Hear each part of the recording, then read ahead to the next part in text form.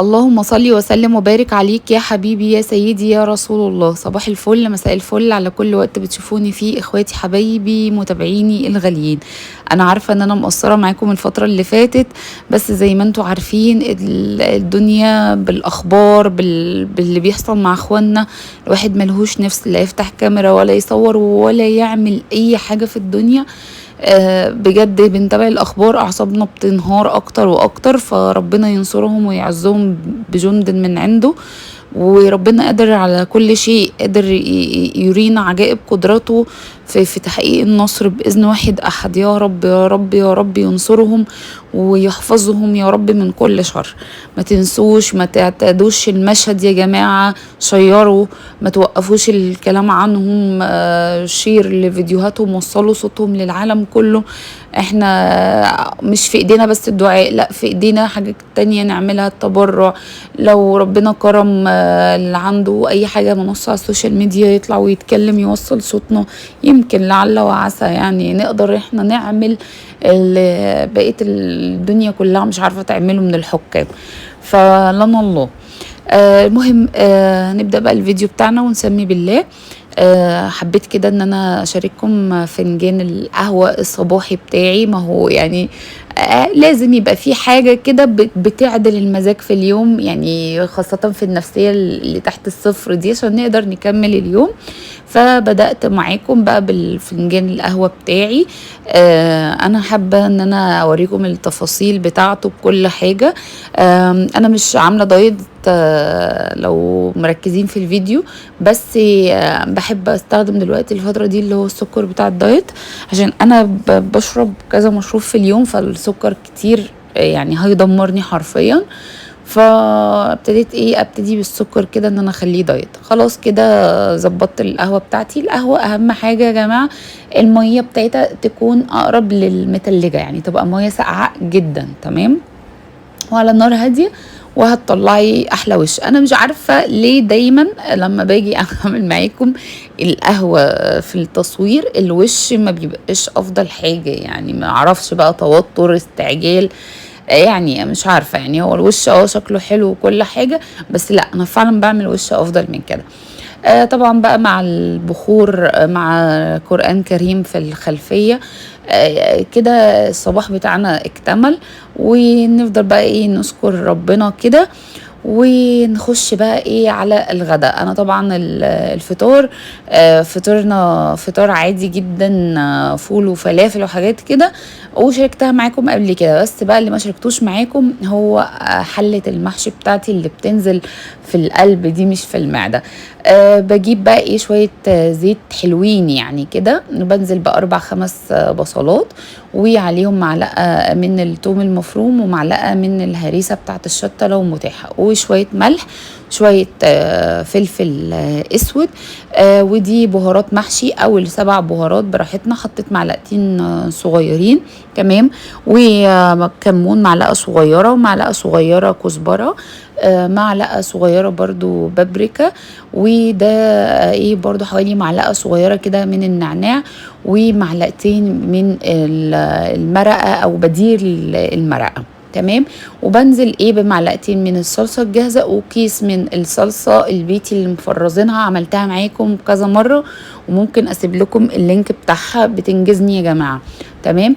ومعلقه من السكر صغيره عشان تعادل الحموضه بتاعت الطماطم.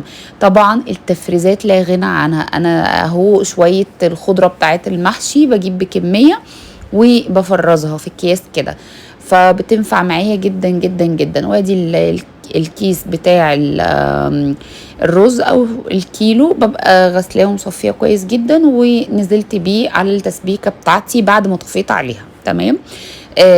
جبت بقى الوok او الطاسه بتاعتي، وعندي اوراق من الفراخ، وحطيتها كده على النار تاخد صدمه، وشوحتها من جميع الجهات. يعني حلة المحشي دي لو مش هتتعمل لابو ياسين ويحيى وسيليا، هتتعمل لمين؟ فحبيت ان انا اظبط له كده الاكل. وبمناسبة رجوعه بالسلامة فقلنا ايه نعمل له ايه اكلة كده ايه سريعة. طبعا الملك الرئيسي للاكلة بتاعت النهاردة هي التفريزات. كنت مفرزة ورق العنب، الكرنب سهل عليا جدا. حتى الشوربة كان عندي مرقة من قبل كده او شوربة فاضية فاضلة من قبل كده، فرستها برضو عشان انتوا زي ما انتوا شايفين انا الفراخ هسويها مع المحشي فملهاش شوربه، فطلعت شوربه كيس شوربه اللي انا مخزناه. تمام. وسلقت ورق العنب في ميه مغليه وليمون وكمون وملح. تمام. وادي الكرنب طبعا بنبقى سالقينه برضو في كمون وملح وميه، وبشيله كده متقطع في الفريزر، وبطلعه بقى ايه يفك وعلى الاستخدام على طول. ادي الحله بقى بتاعت الكرنب، حطيت فيها الفراخ من تحت في الارضيه كده زي ما انتم شايفين، بعد ما اديتها تشويحه من الجناب واديتها رشه الملح والفلفل الاسود. خلصت كده الرص بتاع الكرنب. شايفين بقى صباع الورق العنب، يا لهوي كنت بعمل حته دي صباع ما اقول لكمش، بس الحمد لله تطورنا. يعني حطيت شرايح من الليمون، شويه دبس رمان بيودي الطعم في حته تانية، وزودته ايه شوربه.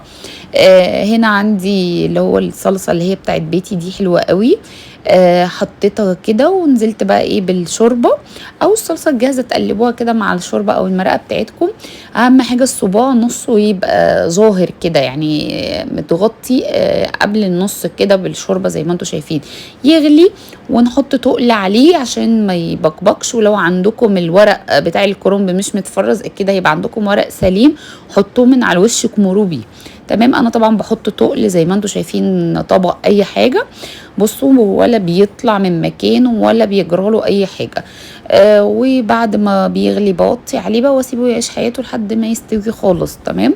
وهنا بقى عندي ورق العنب بقى جاهز، فرحت بقى ايه جايبه الصينيه بتاعتي، اكبر صينيه، ورحت نازله بالحله بتاعت الورق العنب، ورحت نازله بالكرنب بقى بتاعي.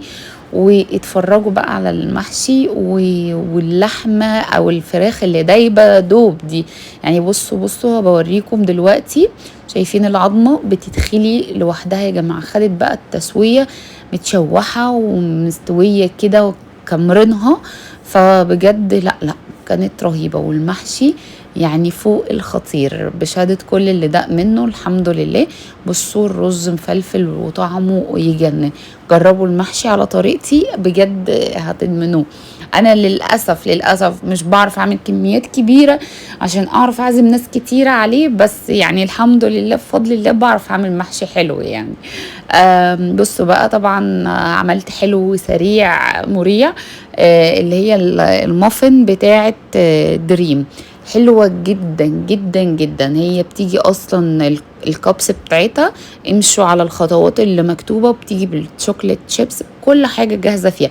طبعا انا عندي الفرن فيه حتة من الشواية بتلسع شوية. تمام. بس هي عايزة اقول لكم طعمها تحفة اهي. خدوا الكابشن وخدوا الشكل بتاعها يا جماعة، بجد تحفة. حلا سريع حلو جدا، ولادك هينبسطوا بيه، جوزك يعني ايه، اعملوه كده في الويك اند هتتبسطوا بيه. لو وصلتي معايا في الفيديو لحد هنا ما تنسونيش في لايك كومنت حلو زي كده، ولو ما اشتركتيش اشتركي معانا، واشوفكم فيديوهات تانية جديدة، وباي باي.